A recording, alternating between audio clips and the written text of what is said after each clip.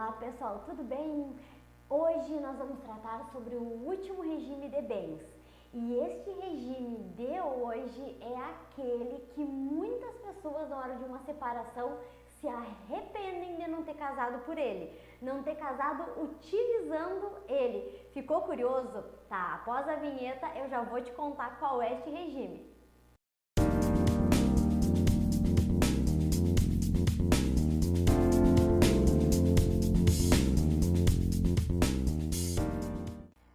Bom, e como eu já te disse, o meu objetivo com esses vídeos explicando os regimes de bens é que tu possa entender como funciona cada regime e possa escolher de forma consciente o melhor regime para ti, para que numa eventual separação tu já saiba como vai funcionar a partilha e não fique se achando injustiçado pela forma como se deu a partilha do patrimônio de vocês. Bom, e o regime de hoje é o regime da separação total de bens, ou também separação convencional de bens, tá? Neste regime, na hora de uma separação, nada vai dividir. Cada um sai com aquele patrimônio que é seu. Tu comprou uma casa, tá no teu nome, tu não vai dividir essa casa. Se a tua esposa, o teu marido comprou uma casa, tá só no nome dele, tu também não vai ter direito nessa casa que está só no nome dele. Cada um sai com aquilo que é seu, com aquilo que está em seu nome. Não divide nada, Bárbara? Não divide. Bom, e para finalizar o assunto regime de bens, eu quero te falar também sobre o regime da separação obrigatória de bens.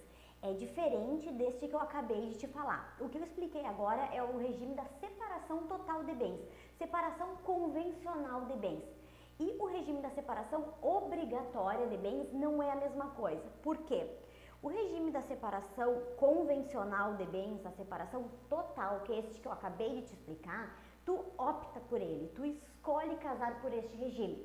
Já o regime da separação obrigatória, que eu vou explicar agora, é um regime que algumas pessoas ou algumas situações, em algumas situações, tu é obrigado a casar por este regime. Ou seja, se nos outros regimes, as outras formas, tu pode escolher, olha, eu quero casar por esse, ou comunhão parcial, ou separação total, ou comunhão universal de bens. Este regime da separação obrigatória é diferente. São algumas pessoas ou algumas situações que estão vivendo essas pessoas que obriga ela, a lei obriga ela a casar pelo regime da separação obrigatória de bens. Quais são, essas pessoas ou quais são as situações em que essas pessoas estão vivendo que obrigam ela a casar por este regime? O primeiro grupo de pessoas são aquelas pessoas que não deveriam casar, mas resolvem casar. A lei diz, não é bom que tu case agora, mas se tu casar, tu vai casar pelo regime da separação obrigatória de bens. E assim, até fazendo abrindo um parênteses assim, que é importante, o regime da separação obrigatória, o intuito dele, ele é obrigatório, geralmente é para evitar que haja uma confusão patrimonial. Geralmente é porque tu não resolveu alguma questão de o teu casamento anterior, ainda está pendente, ainda está em aberto. E aí tu é obrigado num novo casamento a casar pelo regime da separação obrigatória, para que não haja uma confusão patrimonial em relação ao patrimônio que tu tinha no primeiro casamento e o patrimônio do segundo casamento. Bom, mas vamos lá, fechando parênteses, eu estava falando que algumas pessoas que são obrigadas a casar pelo regime da separação obrigatória são aquelas que não deveriam casar, mas casaram. E quem são essas pessoas? Primeiramente, o viúvo ou a viúva que ainda não finalizou o processo de inventário.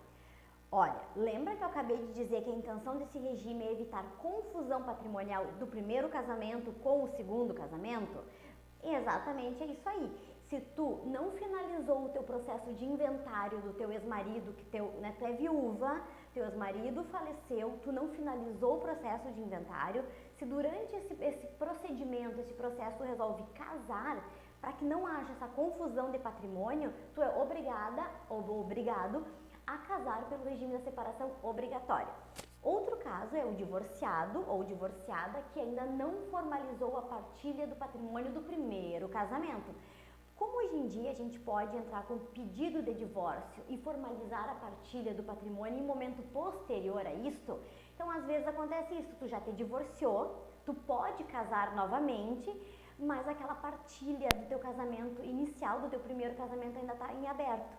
Então, tu pode casar, mas se tu casar, tu vai casar pelo regime da separação obrigatória. E outro grupo de pessoas que também tem que casar com o regime da separação obrigatória são os maiores de 70 e aqueles que precisam de autorização judicial, aqueles que vão casar mediante autorização judicial. Por exemplo, aquele menor de 18 anos que está entre 16 e 18 anos, que ele pode casar, mas ele precisa da autorização de ambos os pais. Quando os pais não dão, quem dá essa autorização é o judiciário. Então, quando ele casa sem autorização dos pais, mas com essa autorização do judiciário, ele também vai ter que casar pelo regime da separação obrigatória. Então, o que eu falei para ti até aqui são os grupos de pessoas que são obrigadas a casar pelo regime da separação obrigatória de bens, seja pela questão da idade ou seja pela circunstância que ainda elas vivem. Bom, agora que eu expliquei isso para vocês, como é que fica na hora de uma separação de quem casou por este regime? Regra geral, neste regime, tudo que foi adquirido durante o casamento, que foi comprado durante o casamento, pode ser dividido. Vocês entenderam? Deu para entender os dois regimes que eu falei aqui para vocês? Tanto o que eu falei no início, que é o da separação total de bens, da separação convencional de bens, quanto este que eu falei agora, que é a separação obrigatória de bens. Se vocês não entenderam, deixem nos comentários, me mandem perguntas que eu vou ter o maior prazer de te ajudar. E também, se vocês não entenderam, ficaram com dúvidas sobre os outros regimes de bens que eu já tratei até aqui, me mandem comentário, me mandem dúvidas que eu te respondo, tá bom, gente? Um abração e até os próximos vídeos. Tchau!